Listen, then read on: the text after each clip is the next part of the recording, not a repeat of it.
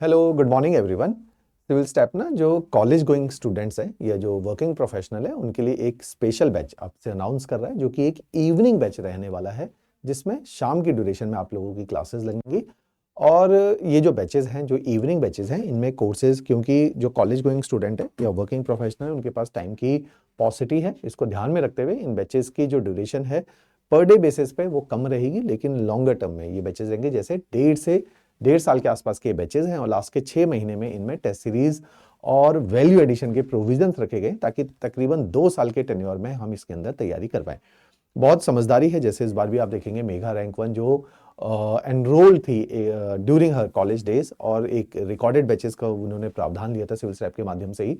तो कॉलेज के टाइम पे तैयारी हमेशा ही अच्छी रहती है। जैसे भी रिसेंटली 2025 में ही हमारी एक स्टूडेंट है अरण्या, जिन्होंने आईपीएस जो है फर्स्ट अटेम्प्ट में क्वालिफाई किया है, बिकॉज क्योंकि कॉलेज के टाइम पे उन्होंने तैयारी को शुरू किया।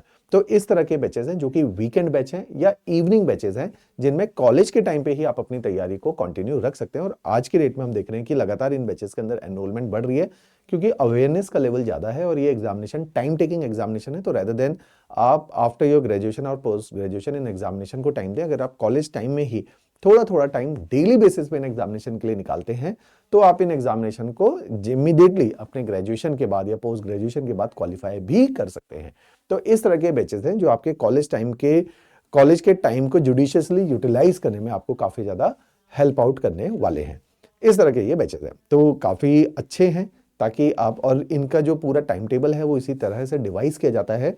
ड्यूरिंग योर सेमेस्टर एग्जामिनेशन इनके अंदर ऑफ का प्रावधान भी है, आपको रिलैक्स किया जाता है, बहुत ज़्यादा टाइम वाइज टाइट नहीं रखा जाता है, ताकि कॉलेज के एग्जामिनेशन पे भी आप फोकस कर पाएं। तो इस तरह के ये टोटल जो है कंप्लीट बैचेस हैं। अब हमेशा मैं बोलता हूं कि अपनी तैयारी को, जैसे अरण्या की मैं बात भी कर रहा था, ये ऑनलाइन रिकॉर्डेड बैच जो कॉलेज गोइंग स्टूडेंट हमारे एनरोल होते थे, या मेघा जो कॉलेज गोइंग स्टूडेंट ही थी जब इन्होंने इस बैच में एचपीएस 2023 का मतलब है 2022 में इन्होंने तैयारी को शुरू कर दिया था, 23 को इन्होंने टारगेट किया था। तो इस तरह के ये बैचेस रहे थे जिनमें ये एनरोल रहे थे।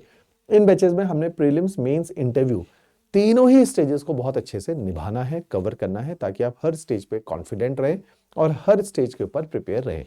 आपकी प्रिपरेशन को जनरली 3 फेजेस में मैं हमेशा कहता हूं कि अपनी प्रिपरेशन को डिवाइड करो और उसी के हिसाब से आपने अपनी तैयारी को प्लान आउट करना है। जैसे फेज 1 क्या है, जब आपके ये बैचेस, जैसे 15 तारीख से ये बैच शुरू होने वाला है इवनिंग के लिए, और वीकेंड के लिए अपकमिंग जो वीकेंड आने वाला है 18 तारीख से, उसमें ये जो है बैचेस स्टार्ट हो जाए, 17 तारीख से ये बैचेस स्टार्ट हो जाएंगे। और उसी के अंदर आप लोगों ने एज इफ फॉर नाउ क्या करना है कि शुरू में जो फेज 1 होता है, जब आप अपनी तैयारी को शुरू करते हैं, तो फेज 1 लेवल पे आपने एक इंपॉर्टेंट काम करना है कि हमेशा देखो कि क्लैरिटी आपके दिमाग में होनी चाहिए कि कैसे इन एग्जामिनेशन को क्वालिफाई किया जाए। क्लैरिटी का मतलब है you should have the right approach towards these examination, क्योंकि ये एग्जामिनेशन ना थोड़े बड़े एग्जामिनेशन है। अगर इसमें आपकी अप्रोच ठीक है और आपके दिमाग में एक क्लियर कट रोड मैप बना है, यही रोड मैप एक क्लैरिटी है, ये रोड मैप अगर बना है, तो आप इन एग्जामिनेशन को टाइमली क्वालिफाई कर पाते हो और उतने ज्यादा एफर्ट भी नहीं लगते हैं जितना सेल्फ स्टडी से या रैंडम अप्रोच से लगते हैं।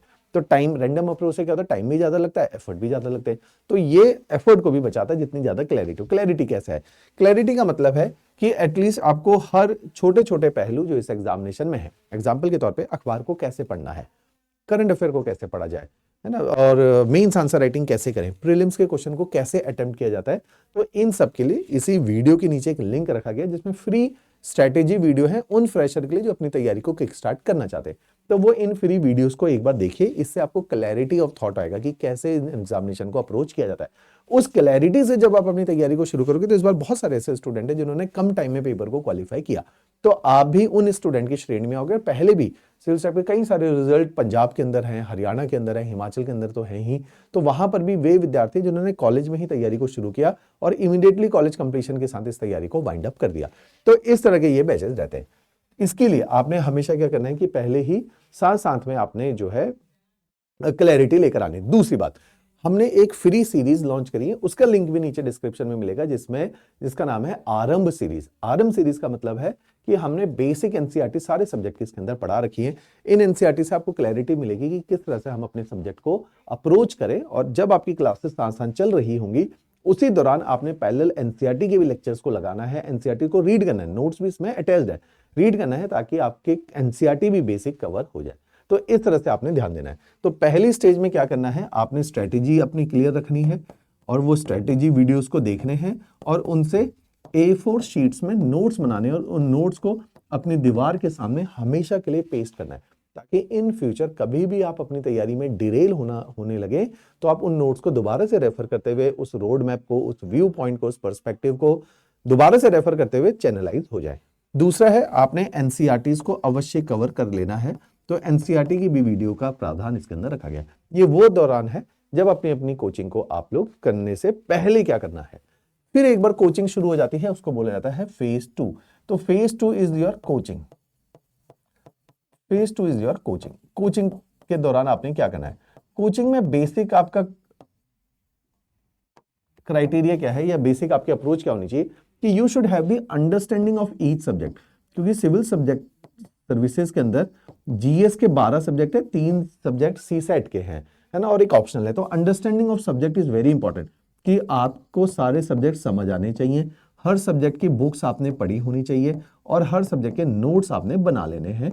ये आती है स्टेज 2। तो स्टेज 2 में जो कि आप लोगों के लिए तकरीबन 1 से 1 to 1.5 ईयर्स की ये स्टेज रहेगी, जिसमें आप ये सारा काम करोगे, जिसमें आप अपने नोट्स बनाओगे और अपने सारी अंडरस्टैंडिंग को रखोगे। तो ये वाले बैचेस जो फाइनल ईयर के स्टूडेंट है उनके लिए भी बहुत अप्रोप्रिएट है, फर्स्ट ईयर के हैं, सेकंड ईयर के लिए, उनके लिए भी बहुत अप्रोप्रिएट है। सेम वीकेंड के अंदर भी हमारी यही अप्रोच होती है कि वीकेंड के अंदर भी अगले 1.5-2 साल के अंदर आपके सारे सिलेबस को वाइंड अप किया जाता है। वीकेंड बैचेस और ज्यादा सुटेबल है क्योंकि उसमें गैप्स ज्यादा दिए जाते हैं। तो वो फर्स्ट ईयर के स्टूडेंट के लिए वीकेंड बैच और ज्यादा सुटेबल है। जो सेकंड थर्ड ईयर के स्टूडेंट है जिन्होंने 3 साल का ग्रेजुएशन का कोर्स है, उनके लिए इवनिंग बैचेस ज्यादा सुटेबल है। अब देखिए वीकेंड बैच में हमने इन बैचेस में क्या करना है, 1 से 1.5 साल के प्रोविजन है, कंप्लीट प्रीलिम्स आपको कवर करवाना है, कंप्लीट मेंस का सिलेबस हमने आपको पढ़ाना है। तो सारे ही सब्जेक्ट जो प्रीलिम्स में आएंगे, जो मेंस में आएंगे, उनका सिलेबस आपका कवर होगा।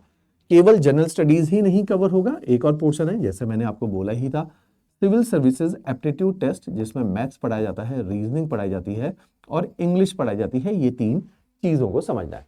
उसके बाद हमने आपको हार्ड कॉपी में मटेरियल आपके घर में कुरियर करना है। अगर कोई ऑफलाइन आना चाहता है तो वो ऑफलाइन इस मटेरियल को जो है अवेल करेगा। तो इसके अंदर 15 किताबों का सेट है आईएएस और एचएस के अंदर, और आईएएस के अंदर 17 किताबें हैं, एचएस के अंदर 15 किताबें हैं, क्योंकि आईएएस में कुछ सब्जेक्ट एक्स्ट्रा है। जो कॉलेज के टाइम में तैयारी कर रहा है उसको मैं हमेशा सजेस्ट करता हूं गो फॉर आईएएस बैचेस, क्योंकि आप बड़े पेपर की तैयारी करते हो तो एचएस और अन्य सारे एग्जामिनेशन के लिए आप एलिजिबल हो जाते हो। तो ये किताबों का सेट आपके घर में पहुंच जाता है। जो ऑफलाइन है वो ऑफलाइन अवेल करेगा।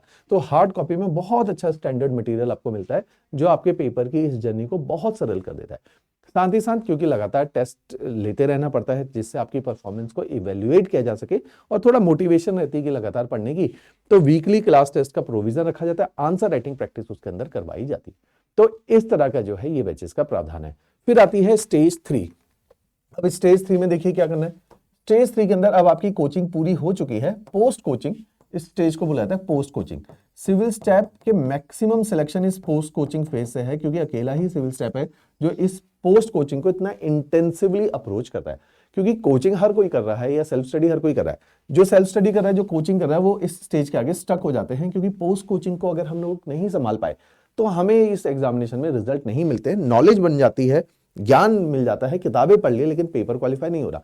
पेपर को क्वालिफाई करने के लिए हम प्रीलिम्स के लेवल पे एक क्रैश कोर्स चलाते हैं। ये बड़ा हाई इंटेंसिटी क्रैश कोर्स है जो आपके पेपर और नॉलेज के गैप को फिल करता है। ये क्रैश कोर्स 2 होते हैं, एक प्रीलिम्स का होता है, एक मेंस का होता है। मेंस के क्रैश कोर्स का नाम होता है अतुल्य। इस बार भी कितने सारे लोग सिलेक्ट हुए थे, उन्होंने इस कोर्स का नाम लिया है, या पहले से पिछले 3 साल से इस कोर्स चल रहा है, इसका बहुत नाम लिया जाता है। तो पोस्ट कोचिंग में हम आपके क्रैश कोर्सेज के ऊपर ध्यान देते हैं, जिससे इस स्टेज को बोला जाता है एनरिचमेंट, कि जो आपने ज्ञान लिया उससे ज्यादा क्या एनरिच किया। जैसे इस साल एक लड़की सिरमौर की सिलेक्ट हुई है, शीतल हरिपुरधार से, तो उसने सेल्फ स्टडी करी थी, लेकिन सेल्फ स्टडी से प्रीलिम्स नहीं निकल पा रहा, 3-4 साल हो गए। फिर वो सिविल स्टेप से जुड़ी 2023 के अंदर, और पहले अटेम्प्ट में ही 2024 के अंदर, और पहले अटेम्प्ट में ही उन्होंने बहुत अच्छा स्कोर मेंस के अंदर 451 स्कोर हासिल किया, जिससे वो एसडीएम बन सकती थी। हिंदी में नहीं क्वालिफाई कर पाई, इस बार हिंदी को भी क्वालिफाई किया और जो है अच्छी रैंक उन्होंने हासिल करी इस साल। तो वो क्या है, पोस्ट कोचिंग फेज। तो पोस्ट कोचिंग में ही हमने उनको तराशा। ऐसे ही पौंटा साहिब से आस्था रही लास्ट ईयर जो एसडीएम आई है, उनको भी हमने अतुल्य बैचेस के अंदर, और इंपॉर्टेंट इज आंसर राइटिंग के इंटेंसिव बैचेस होते हैं, उनके अंदर एनरोल किया, जिससे उनका सिलेक्शन हुआ। तो बहुत सारे लोग इन्हीं बैचेस के माध्यम से क्वालिफाई करते हैं। तो कहीं और एकेडमी में भी पढ़ते हैं, इसके बाद वो स्टक होते, फिर इन बैचेस के माध्यम से रैंक को कन्वर्ट करते। तो आप लोगों के साथ भी ये कॉम्प्लीमेंट्री दिया जाएगा जब आपकी कोचिंग कंप्लीट होगी। जैसे मैंने बोला कि 1-1.5 साल का बैच है, उसके बाद आपको पोस्ट कोचिंग फेज में डाला जाएगा जिसमें एनरिचमेंट की जाएगी और आंसर राइटिंग से क्या होती है, पॉलिशिंग। तो लास्ट में पॉलिशिंग की आपको जरूरत होती है और डेप्थ बढ़ानी है अपने कंटेंट में, जिसको एनरिचमेंट स्टेज बोला जाता है। ये काम किया जाएगा। तो ये पूरा फेज वाइज मैनर में इस चीज को एग्जीक्यूट किया जाता है। तो जितना क्लैरिटी एज एन इंस्टीट्यूट हमें होगी, उतनी क्लैरिटी आपको भी ट्रांसफर की जाएगी, ताकि आप लोगों के लिए जर्नी ये थोड़ा सरल हो जाए और ईजी हो जाए और कम समय में आप पेपर को क्वालिफाई कर पाए। तो इस तरह के ये कोर्सेज रहते हैं। जैसे मैं इनकी एक बार आपको इमेजेस भी दिखाता हूँ। जैसे ये जो स्कोर बोर्ड है, ये मेघा का है, जिनका इस बार रैंक 1 आया है, उनका स्कोर बोर्ड है, क्योंकि ऑनलाइन एनरोल थी। तो उन्होंने जैसे अतुल्य बैच हमारा लगाया 2024 का, जिसमें उन्होंने देखो 2 घंटे जो है टाइम स्पेंड किया, क्योंकि नोट्स इसमें से डाउनलोडेबल है। इससे पहले वाला बैच उन्होंने 13 घंटे की जो है क्लासेस इसके अंदर लगाई, अतुल्य 1 साल पहले का, क्योंकि जो एक बार एनरोल हो जाता है उसको हर साल एनरिचमेंट हम लोग देते हैं, पॉलिशिंग करते हैं। तो इस तरह के उन्होंने बैचेस लगाए। जैसे CSAT इस कोर्स के अंदर है, तो 51 घंटे के CSAT के लेक्चर्स उन्होंने लगाए। तो काफी जो है duration of courses very very high.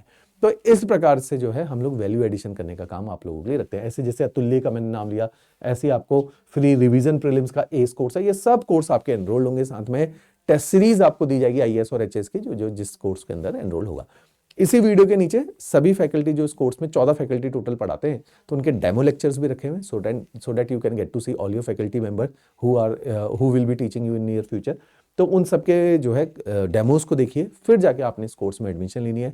इसके अलावा जैसे मेरा नाम विनय जोशी है, मैंने आपको ज्योग्राफी भी पढ़ाना है और मेंटोरिंग मैंने ही करनी है। फेज 3 में मेरा इंटेंसिव काम रहता है, जिसमें वैल्यू एडिशन करवानी है, एनरिचमेंट करवानी है और आपके आंसर राइटिंग को इंटेंसिवली प्रैक्टिस करवानी है। वो मेरे पास ही रहता है। तो अगर आपके पेरेंट्स ने, आपने मेरे साथ भी बात करनी है, तो I will be happy to talk to you. तो आपने मेरे साथ अपनी कॉल को शेड्यूल करवा लेना है, राइट। तो इस तरह के बैचेस है, मैं काफ़ी ज़्यादा प्रमोट करता हूँ आज की डेट में कॉलेज गोइंग स्टूडेंट को, कि तैयारी कॉलेज के टाइम पे कीजिए। और बहुत सारे लोगों ने इन्हीं कॉलेज के टाइम को बहुत अच्छे से यूटिलाइज किया और यंग एज में पेपर को क्वालिफाई किया है। आप लोग भी कर सकते हो, पहले भी किया जा चुका है। After graduation and post graduation काफ़ी लंबा टाइम इन एग्जामिनेशन को लगता है, तो जितना जल्दी शुरू कर दिया जाए तो कम एज में पेपर को आप लोग क्वालिफाई कर पाएंगे, राइट। चलिए, थैंक यू एवरीवन।